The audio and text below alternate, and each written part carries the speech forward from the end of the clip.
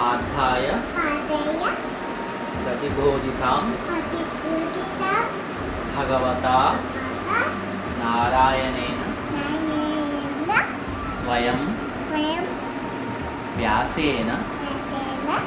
ग्रथितां पुराणमुनिना मध्य महाभारतं अद्वैत अमृतवर्षिणीं भगवतीं अष्टादश धायिनीं अम्ब त्वामानु संदधामि भगवद्गीते भवद्वेषिणीं नमोस्तुते व्यास विशालबुद्धे कुल्ला रवीन्द्राय पत्रनेत्र